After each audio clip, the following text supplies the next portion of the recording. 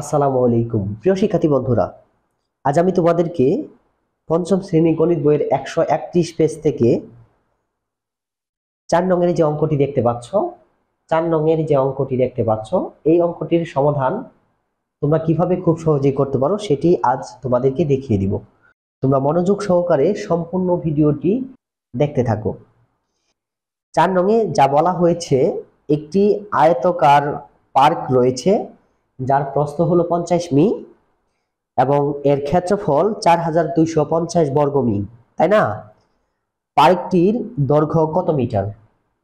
তাহলে দেখো, এখানে আমাদের দৈর্ঘ্য নির্ণয়ের যে সূত্রটি আছে সেই সূত্রটি কিন্তু বসাতে হবে। প্রথমে সমাধান দাও। এই যে দেখো, দৈর্ঘ্য নির্ণয়ের সূত্রটি কিন্তু আমি এখানে লিখেছি, তাই না? এই দৈর্ঘ্য নির্ণয়ের সূত্রটি তোমাদেরকে এই অঙ্কের মধ্যে বসাতে হবে। প্রথমে লেখো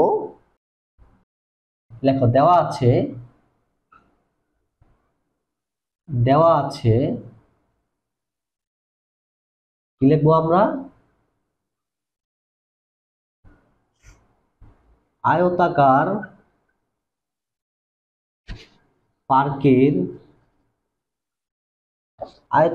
পার্কের ক্ষেত্রফল কত দেওয়া আছে? 4250 বর্গ মি, তাই না? আচ্ছা, এখন দেখো, আয়তাকার পার্কের কি দেওয়া আছে? প্রস্থ দেওয়া আছে। প্রস্থ কত দেওয়া আছে বলো তো? প্রস্থ দেওয়া আছে 50 মিটার, 50 মি।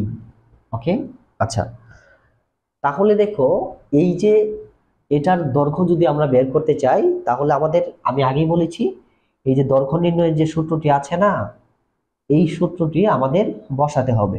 এই জন্য আমরা লিখব, আমরা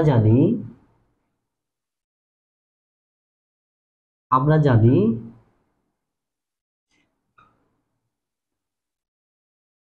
আয়তের দৈর্ঘ্য সমান কি লিখবো? ক্ষেত্রফল ভাগ কি? প্রস্থ। ওকে, ক্ষেত্রফল ভাগ প্রস্থ। তাহলে এখানে ক্ষেত্রফল কত বলো তো? ক্ষেত্রফল হলো 4250, ভাগ দিব আমরা প্রস্থ কত? 50। এখন কি বের হবে? মি বের হবে। হ্যাঁ, এটা দিয়ে আমরা যদি ভাগ করি, দেখো 4250কে আমরা কত দিয়ে? 50 দিয়ে ভাগ করব। কতবার যায় বলো তো? 4×50 কত হয়? 200। সরি, 8×50 কত হয়? 400 হয়, তাই না? তাহলে কত থাকে? 25। শূন্য নিয়ে আসো। এখন কত? 5। কত হলো? 85 বের হলো না? তাহলে 85 মি। কত বের হলো? 85 মি। তাহলে দেখো, এখানে পার্কটির দৈর্ঘ্য বের হলো কত? 85 মি। এটাই আমরা লিখব উত্তর। পার্কটির দৈর্ঘ্য কত? 85 মিটার।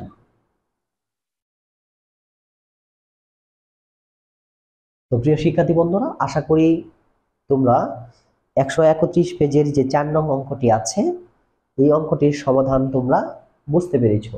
আমি গত ভিডিওতেও বলেছি এবং এখনো বলছি, 131 পেজের এই যে অঙ্কগুলা তোমরা দেখতে পাচ্ছ, এই অঙ্কগুলার সমাধান করতে গেলে তোমাদের অবশ্যই এই সূত্রগুলো মুখস্থ রাখতে হবে। তো প্রিয় শিক্ষার্থী বন্ধুরা, সবাই ভালো থাকো, সুস্থ থাকো। আসসালামু আলাইকুম।